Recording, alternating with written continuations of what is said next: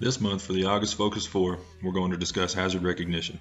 Since leading indicators are a major focus of ours, we'll begin by taking a closer look at a few recent reports. Since we're in August, it's important to discuss heat as a hazard as well. So we'll review signs of heat stress, how to recognize it, and how to respond.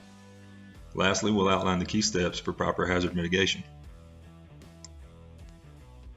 When it comes to leading indicators, Joe Kenworthy certainly enters in his fair share of quality reports.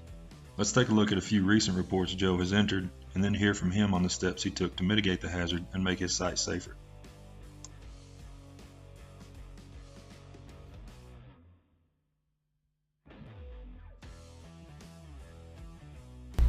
So I was driving down the right of way in my truck, and I came to a spot where we were going to terminate one of our connections.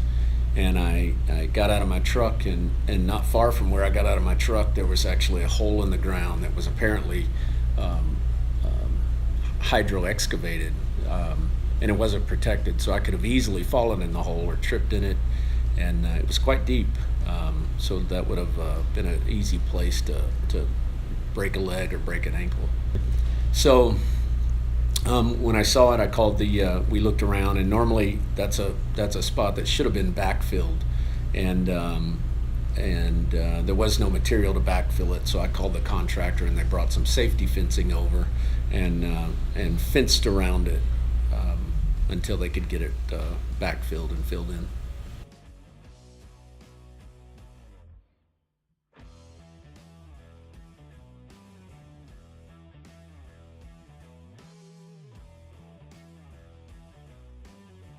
So we got to California, to the Fresno area of California, and our scope of work was to use an air compressor to blow a pig with our cable attached to it. And this was a 12-inch diameter line, and just through experience, I know that we need a certain amount of volume to be able to do that. And these guys had an air compressor that had entirely too much volume, and it wasn't adjustable. And so the risk would have been, if we had used this air compressor, you could have easily built up too much pressure in the line, which would have made too much force and could have damaged the cable or broken the cable. So rather than use that air compressor, we took the time to get a 440 CFM, which was about a third or fourth of the capacity of the first one, and that made the job much safer.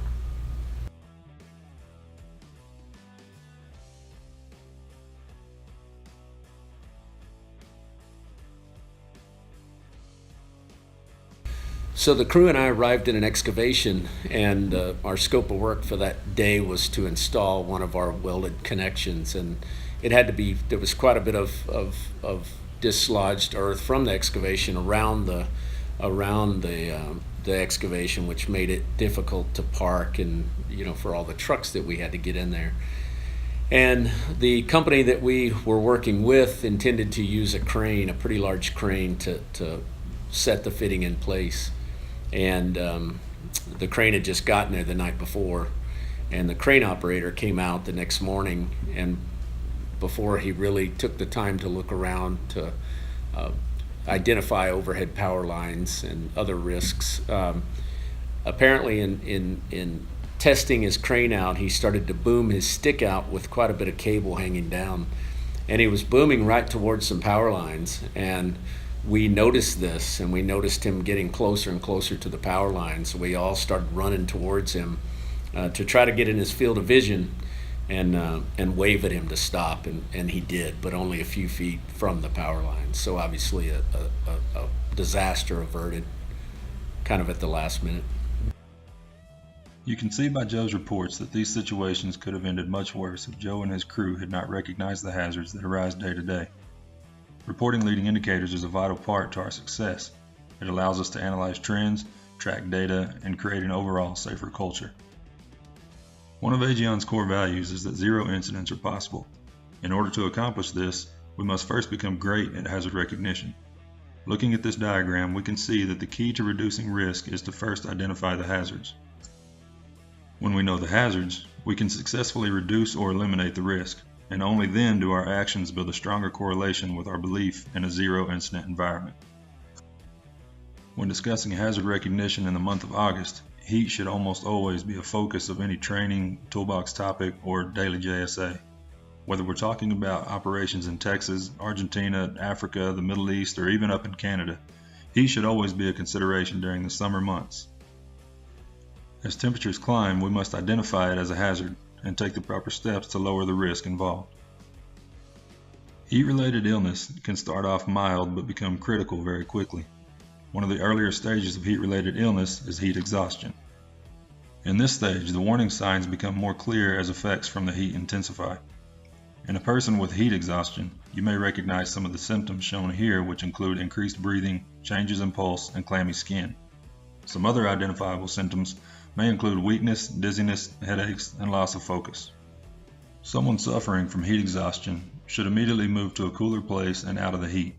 Loosen clothing and apply cool, wet cloths directly to their skin to reduce their body temperature, and provide water to drink slowly. Working or being in the heat beyond the stage of heat exhaustion can quickly lead to a much more severe stage of heat-related illness called a heat stroke. Identification of a heat stroke is very similar to the earlier stages of heat illness, but the symptoms are much more intense and severe.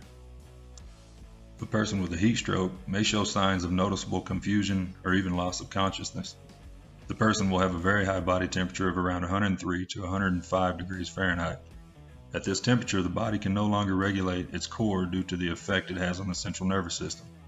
A heat stroke can then lead to organ failure, brain damage, and even death.